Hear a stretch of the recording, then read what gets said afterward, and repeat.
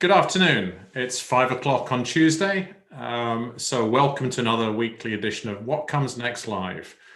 My guest coming to me from, I assume, Scotland. Loral, is that right? Yeah, I'm in Edinburgh. In Edinburgh, the city of my birth, and I've not been there for a year, so I do miss it with the pandemic. Laurel Quinn, Chief Executive of Sustainably. Yes. And Laurel is widely known in the entrepreneurial community in Scotland. And so we've not actually met before, so I'm really interested in hearing from her on what comes next. So over to you to tell us a bit about yourself and what's on your mind, Laurel. Thanks so much for having me today, Tom. Yeah, it's actually been snowing here today, and it's now sunny. So yeah, I don't know what's going on with the weather, but never mind.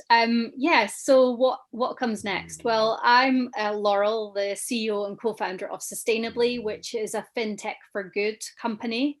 And we just make it really easy for you to have a positive impact as part of everyday life. So we turn people's cashless transactions into impact.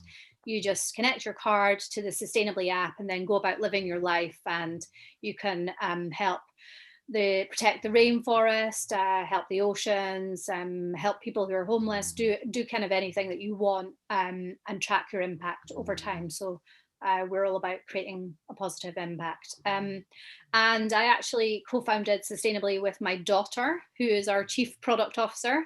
And last week we were both on the Innovate Finance Women in FinTech Power List in the Standout 35, which was pretty amazing, because I remember when we started Sustainably and kind of looking at people on these types of lists and thinking, wow, that's incredible. But yeah, so we've made it then.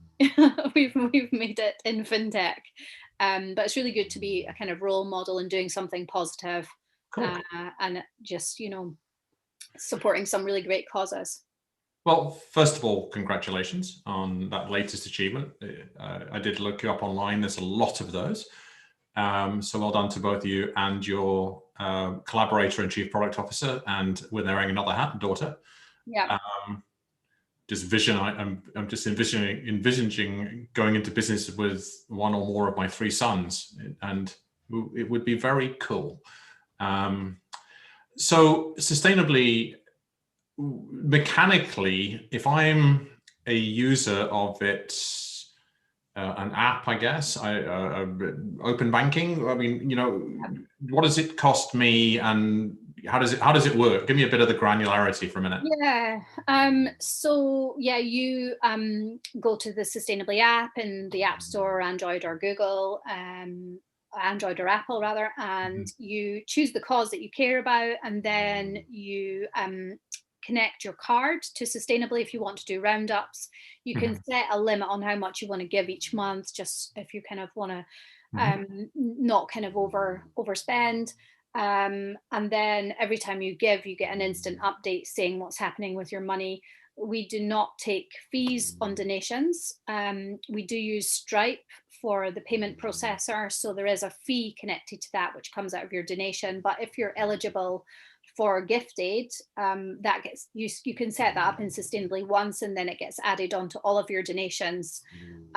So from a charity's perspective, it's a really great way for them to access a new income stream from cashless transactions at a low cost. Yeah. So that's how it works. It's pretty simple. Or you can give something called monthly happiness, which is an amount on a date each month. And every time you give again, you get the instant impact update saying what's happening with your money. You can pause it or change it all whenever you like. And we don't share your personal data, so you don't kind of get asked to give more. It's kind of all about giving on your own terms. And yeah, gift aid and all that's added automatically onto all your donations. We're adding in lots of other ways to give as well. So it will be like a central place for all your giving, so you can see all your impact. And that will include the retailer that you shop at being able to give to what you care about when you shop there, and your employer. So we're kind of working on that just now. We just closed a round on Crowdcube, getting around 400 new investors into the business through that. So yep, I was one of them. Yes, thank you. In a tiny wee amount. I do that a lot. Well, thank you for that. So that was really good. So yeah, we're just moving forward, bringing in more good causes, and starting our partner marketing program. We just brought in a growth lead into the business. Um, it's funny. I was watching Dragon's Den the other night. Yeah. And the people I was watching it with were driven nuts by me hammering the pictures within about 10 seconds, right, through the television. Yeah. I used to be part of, I was the vice chair of a business angel network in the Cayman Islands many years ago. And we actually shut it down when all of the Dragon's Den and what do they call it? Shark Tank, they call it in the US. When they started bringing this up, because people were so intimidated to come in and be asked all the tough questions by people who've done it before. So I'd have a million questions for around it.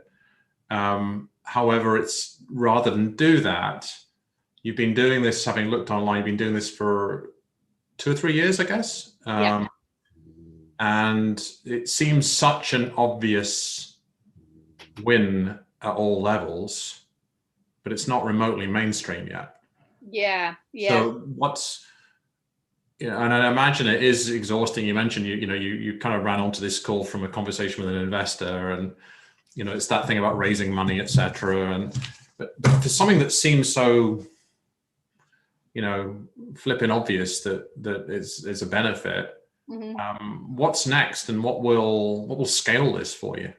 Yeah, I think for us, it's all about getting the visibility. And now that we are starting this partner marketing program, we've got some really massive good causes on the platform. We want them to start activating their supporters and promoting it to new audiences as well.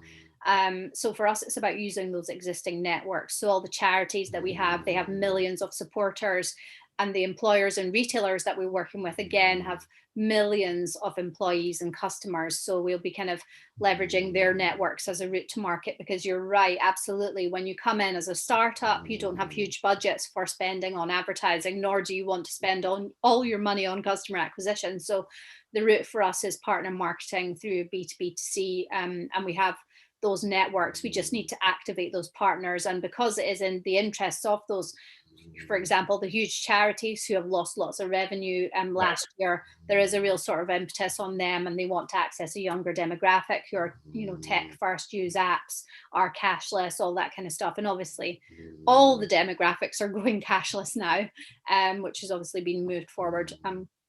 Sorry, we tend to have a very tiny live audience. It's mostly podcasts afterwards, so therefore they're audio listeners unless they watch the video, which is saved on the website. But for the audio audience, that sound you heard in the background was Laurel's dog snoring. Yes, my dog is snoring dramatically. Very dramatically, it was excellent. So I wish for that level of Zen contentment myself. Well, a few minutes ago, he was being extremely annoying, so I'm quite glad he's gone to sleep. He's on the sofa just snoring away to himself. So yeah. So I can't help myself. I'm going to ask you a question around it. To play it from a different angle, what if I didn't want to do the work of setting it up? What if I didn't want an update every single time? What if I just wanted to set it and forget it? You can. The idea is, and the linked thought to that. Yeah. I'm fixing up the house I bought a few months ago, so I find myself going to Screwfix quite a lot. I'm not sure if they have those up in Scotland. Yeah, they do.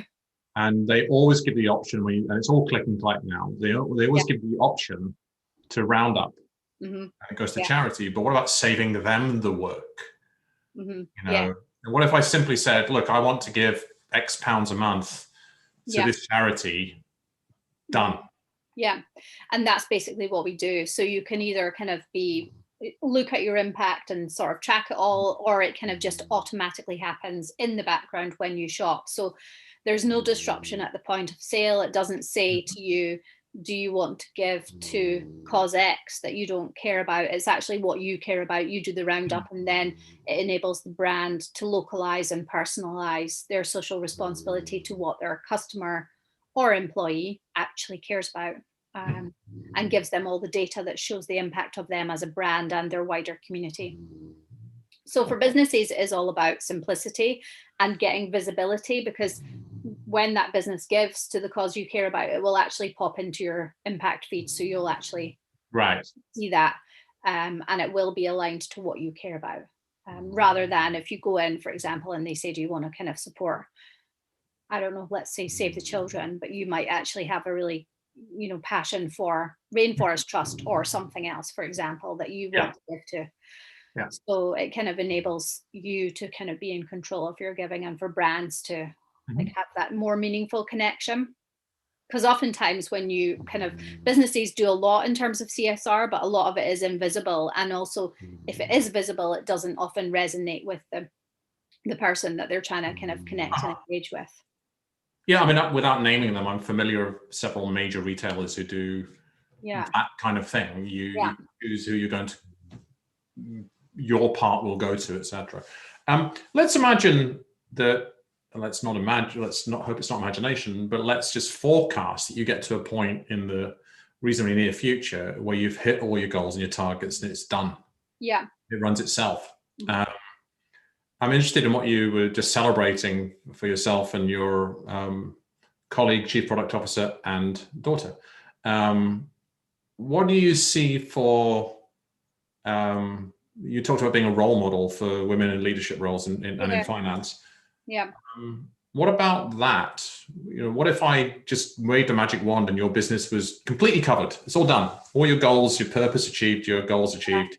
Yeah. What do you see as the opportunities and gaps for women in leadership?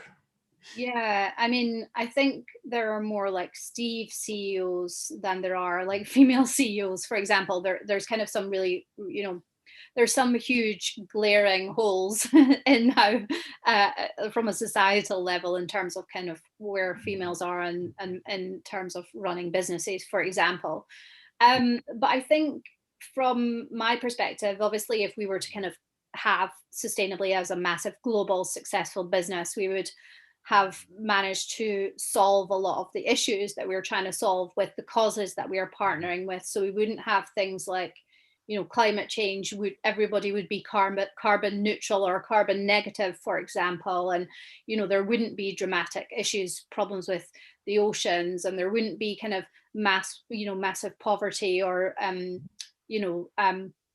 inequalities. Those things wouldn't exist. So I think we have got a serious amount of work to do, obviously, given to where we are right now. So we really want to help raise awareness of all the issues, but also get people more in the thought frame that actually they can contribute towards, fixing some of these things. And these are not unfixable. They're not kind of challenges that are out with the scope of humans can fix it. So for me, it's about helping people just understand that there's small things that can be done every single day and that everyone has a part to play.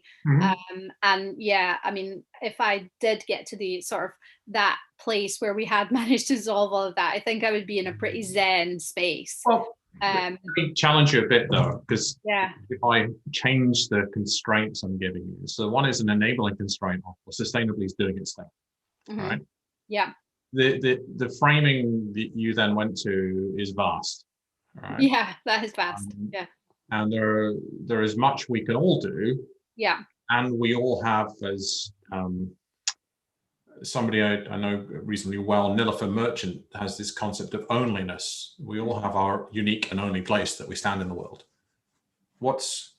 So if collectively we can bring awareness and take action and move towards a more sustainable world, and whether it's donut economics or whether it's anything Greta Thunberg's talking about, or it's everything, or it's, everything we can look at. Yeah. What's your place in that? Yeah. Wow. You're getting quite philosophical here, Tom. I think I've always thought there wasn't limits. I never kind of grew up thinking there was any limits on what you could achieve. And don't get me wrong, I was not like confident in my own abilities. It's just that I kind of thought that if you worked hard, you could really just try hard and kind of keep going for it.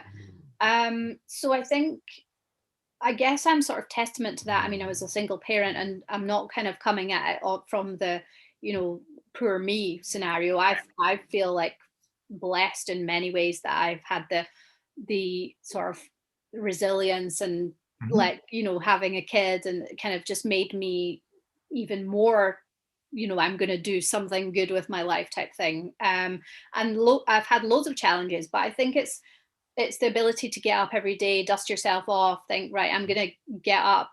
There's a new thing. Today's a new day. It's a new opportunity.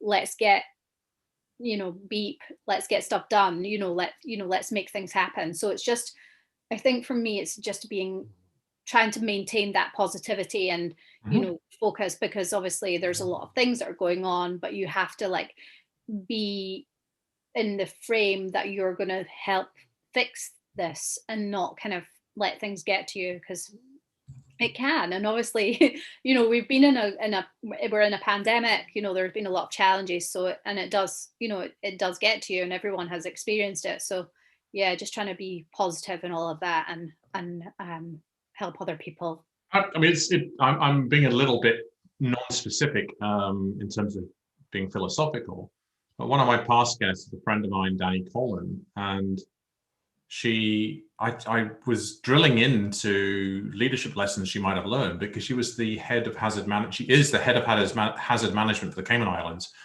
which dealt with the pandemic Mm-hmm. quantum levels better than Scotland, England, Yeah. or Wales. And they had to run a national emergency operations center, which normally be open for a hurricane for like a week, Right. for something like 6 months every single day in Mm-hmm. crisis, 24/7 crisis mode. Mm-hmm. I said, so what did you learn? What did you apply? And all this stuff, Mm-hmm. because she's a very accomplished crisis manager. Yeah. I gave up after 10 minutes because she was just so positive, right? And just bringing that positive energy to people, a huge challenge. So just, you talked about resilience and positivity, and Yeah. and not putting it in my words, not being a victim Mm-hmm. circumstance, and just going, okay, where am I? How can we get things done? How can we keep our eyes on the prize? And sometimes it's as simple as that, Yeah. So Mm-hmm. so that's absolutely to be honored. And I think there's that for me, there's that entrepreneurial piece that I always talk about. In every challenge, there's an opportunity. Absolutely. And it can be tough. I mean, Yeah. personally, I think one of the things that's been wonderful in the last year is that the stigma around talking about anxiety or mental health and stuff has not gone away, Yeah. but it's certainly radically diminished. Yeah. Because we've all suffered at some level in the last year, Mm-hmm. at Yeah. different times. It's called being human, right? So, Totally. well, sorry, I took you on a bit of a ramble. Yeah. What else comes to mind for you right now? Yeah. I mean, obviously we're in the sort of process of we've just closed our Crowdcube round. We're going to be looking at doing a larger round later in the year, so we can create our first multi-language version of Sustainably, which is exciting, to service some of those global charities, and then to start looking at international markets as well. So yeah, so I'm continuing on the conversations with VCs. I've just started using Clubhouse. Have you tried Clubhouse? I did try it. Yeah. Yeah, that's for people who haven't got into it. It's one thing is it's not that inclusive because it's only for iPhone users. It's only for iPhone users, and it's kind of invitation only. So It's invitation only at the moment. yeah. But yeah, it's not really for me. It's like I need to devote a lot of time to it in a channel. But it's basically people go in a room and listen to a conversation and can be asked on stage. Yeah, so I was on stage the other day speaking with one of the entrepreneurs in residence at 500 startups who had met through Startup Grind a few years ago when we set out on this crazy journey that we're on. But yeah, that's kind of a place that a lot of investors are congregating now. So there's a lot of interesting conversations going on in there. But yeah, so I'm kind of getting my head around that. But I've got a big demo day coming up for the Impact accelerator that we're on, called Hatch Collab, which is based in Switzerland. So I'm kind of working on that at the moment. But yeah, there's a lot of exciting things happening, and definitely lots of work that we're going to start doing with some of the charities, and then launching the business platform, which will be super exciting. So there's a lot of things happening simultaneously, which is obviously the life of an entrepreneur. Juggling all of that and kind of trying to remain sane whilst also I've got the dogs. There's another one as well, which I'll be walking them shortly, which hopefully it won't be snowing for that. It's actually, I'm in the southern edge of London is where I live, and it's snowing here right now. So really? there's a certain surreal nature to that in April, you know. I was one of the guys I follow online, a lot of my family's from the Isle of Lewis, and one of the guys I follow online is a farmer up there. In fact, he did a hysterically funny thing with Ramesh, the comedian, last year, where they just palled about and he took him around the Western Isles, made him go swimming, and didn't realize how cold the water is there. But he couldn't, it's the middle of lambing season and they've got snowdrifts in Lewis. Oh, no. It historically very rarely snows in Lewis, but going to the topic of climate, climate change has seen the Gulf Stream drop southwards. Right. Which means that the Gulf Stream waters that used to pass up the coast of Lewis, which meant that in the first 25 years my grandparents retired back there in the 70s, it didn't snow at all in the winter. Right. And now it snows quite a lot. Yeah. Because the weather patterns have changed. Yeah. Yeah. It will be interesting to see kind of what happens with COP26 and kind of, you know, I guess, obviously being in Scotland, if that's going to go ahead in Glasgow, it'll be interesting to see how businesses and people will be kind of rallying around that and what positive change will hopefully come from that too. Yeah. So basically you've got it on an app, people can contribute, make it super easy. Yeah. And they can get some, you know, work out where their money goes. They can also see, other people can see what works for them, the companies, etc., charities. So, and on a broader sense, this is clearly something you're focused on, right? Who else is doing good work in this space? So there's a lot of kind of different ways to give to good causes at the moment. Obviously, you've got like things like Facebook Donate, and then you've got Amazon Smile, and you can sign up to payroll giving and all this different stuff. But there's just too many things that people have to remember to do. So what we're doing is just really simplifying it. And don't get me wrong, all of those things are amazing and great. But for people who want to just be able to give to something without filling in all their details, track their impact, all that kind of stuff, get the benefit of like an Amazon Smile, but wherever you shop, without signing up to multiple things. It's kind of, it could get crazy because people don't just shop in one place, right? So we're just creating a simple way that retailers can sign up, and then wherever you shop, they can have a simple impact through no technical integrations. They just got access to data that shows their impact as a brand and the impact of their wider community. So it's all about simplicity, removing all the friction and enabling brands to connect and engage in more meaningful ways. And essentially what we're doing is just turning everyday payments into positive impact. Cool. And that's a really simple win when you think about the volume of cashless transactions and what difference that could make. I went into a cafe the other day. I went for a walk with a client. And I walked into the cafe to get us to coffees to go, you know, following the rules, and it was a real greasy spoon caf, styrofoam cups, unfortunately. But they said there's a sign up there saying cash only, and I went, oh wow, I don't even have my wallet with me, let alone cash. I just paid with my phone. Luckily, my client had cash with him. But that's been transformational, really. I mean, London became cashless far more than the rest of the UK because when they moved the transportation system to contactless cards a few years ago, people just started doing it. And now it's like, I honestly, I've been to the ATM once in the last year. Yeah, I would agree with that. Yeah, it's just, if you don't need to go and get cash, it's just another inconvenience, isn't it? So, I'd be in favor of being more radical and actually insisting and using some, you know, government policy. You know, we still do a really, really poor job of recycling our rubbish in the UK compared to, say, the Scandinavian countries, who 20 years ago, when I used to visit a friend over there, they were recycling bottles and getting like stamps out in the supermarket. You take these stamps, you cash them at the till. really simple process over 20 years ago. Yeah. And I remember the First Minister went across there a few years ago, went, this is a great idea, we should do this. And I'm going, A, it's been done for 20 years, and B, several years later, nothing has happened. And Scotland is typically more forward-looking than England.